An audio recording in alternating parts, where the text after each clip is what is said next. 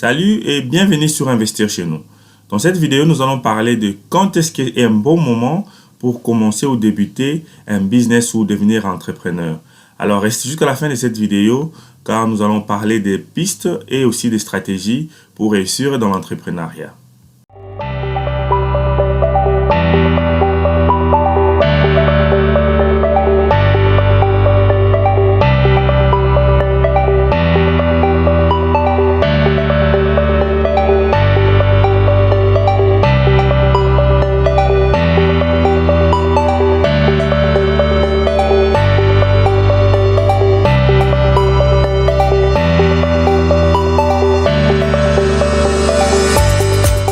Salut encore, moi c'est Jamie Kakona, je suis fondateur d'Investir chez nous.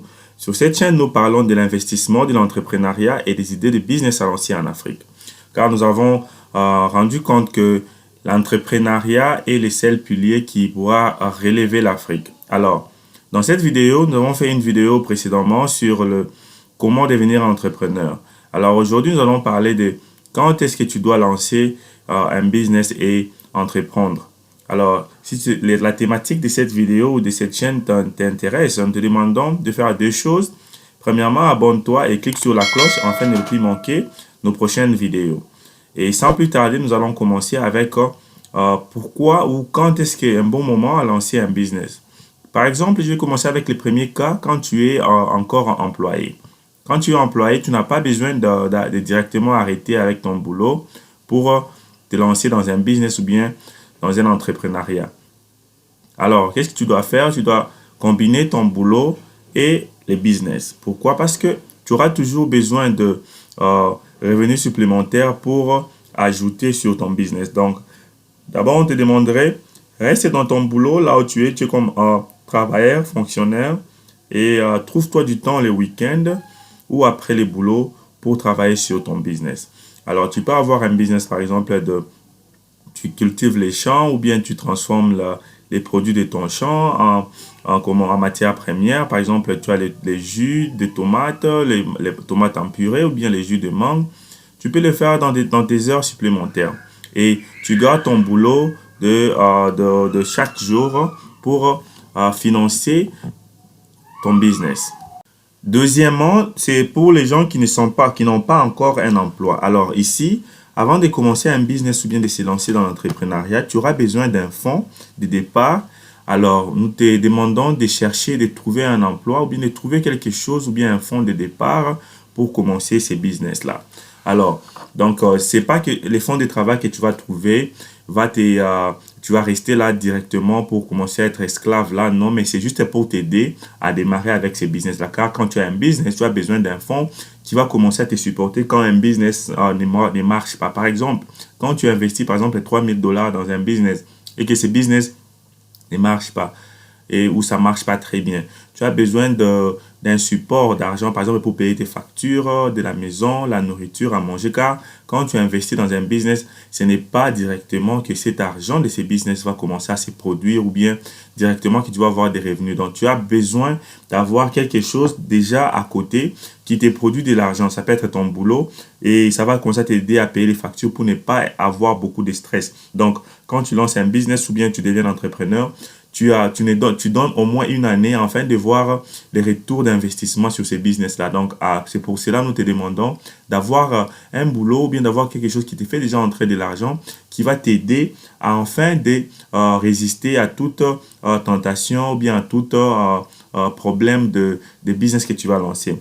Alors, pour notre quatrième point, ou troisième point, pardon, nous allons vous dire quelle sorte de business que tu as besoin d'avoir. Ici, tu dois avoir un contrôle sur ton business. Par exemple, je donne l'exemple des gens qui lancent leur business à 100% sur les réseaux sociaux.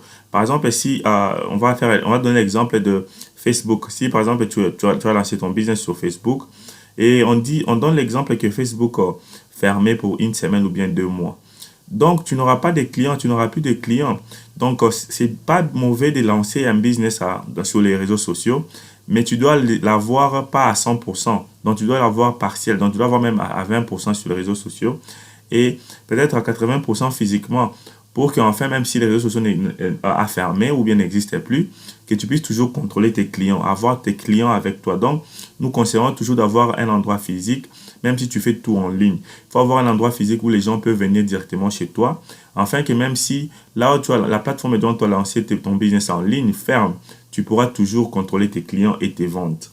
Quatrièmement, nous avons dit il faut investir ou bien il faut lancer un business dans quelque chose qui est un peu difficile pour que tout le monde puisse investir. Ici, on peut dire que ça peut être difficile dans l'étape où c'est difficile pour avoir, par exemple, les fonds de départ. Par exemple, si un fonds de départ est vraiment élevé, 10 000 dollars, 20 000 dollars pour lancer ses business, déjà, ça limite le nombre de la compétition.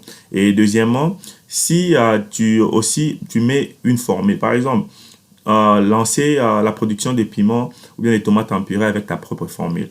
Donc, ça sera difficile pour qu'une personne puisse venir te copier. Donc, quelque chose qui est un peu original de toi-même. Donc, pour éliminer la compétition, car en Afrique, il y a beaucoup de gens qui copient, qui aiment copier ce que d'autres font. Donc, il faut avoir ta propre touche pour éliminer la compétition. Et aussi, la compétition n'est pas mal, mais il faut toujours viser être les leaders dans la compétition, dans les premiers, quoi. Et puis, la compétition doit t'aider aussi à améliorer ou à innover. Aussi, nous allons passer à notre cinquième point ici. Tu dois aussi avoir une bonne stratégie de marketing. Et puis, il ne faut pas toujours commencer, il ne faut pas toujours faire ce que tu aimes.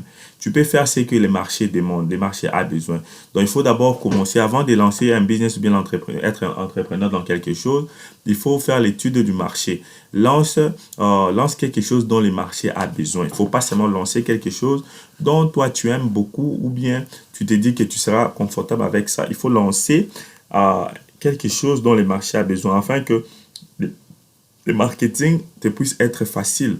Car quand tu lances quelque chose dont tu as déjà fait l'étude sur les marchés et que tu sais que les gens ont besoin de ça, tu ne vas pas vraiment investir beaucoup de ton temps sur le marketing car tu avais fait un bon business plan, tu as su que les marchés ont besoin de ces produits ou bien de ces services-là.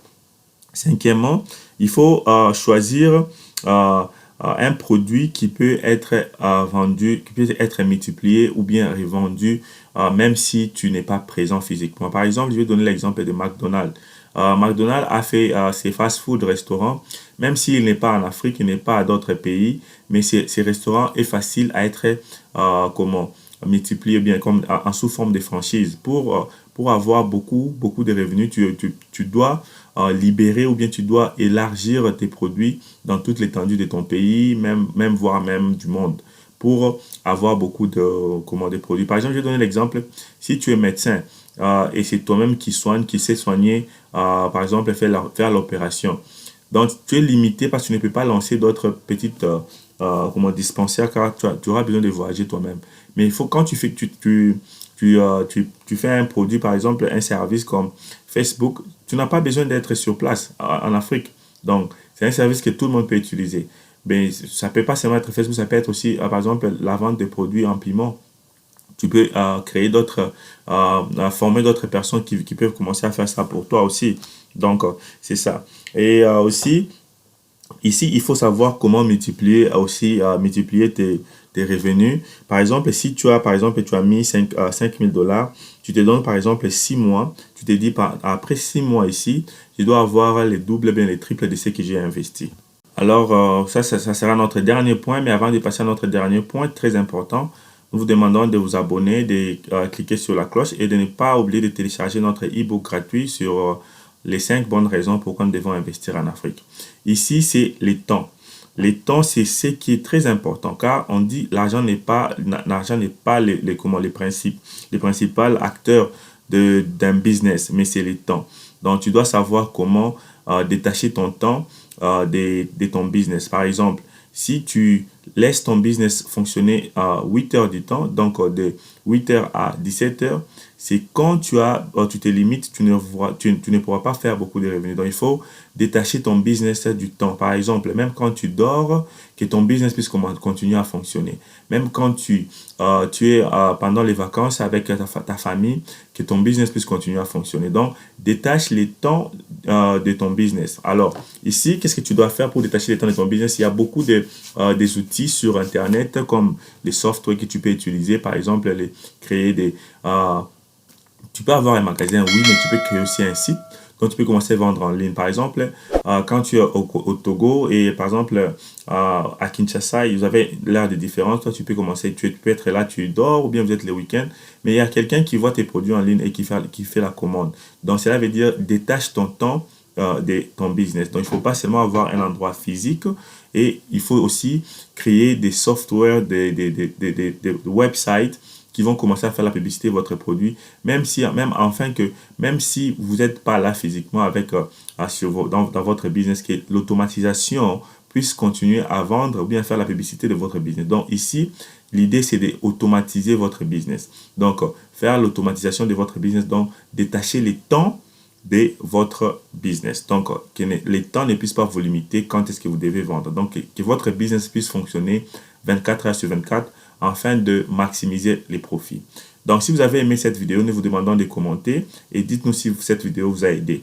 Alors, partagez cette vidéo aussi massivement avec vos amis, vos frères, enfin, vos frères et sœurs aussi, afin de maximiser le nombre de personnes qui vont suivre cette chaîne. Merci et à la prochaine.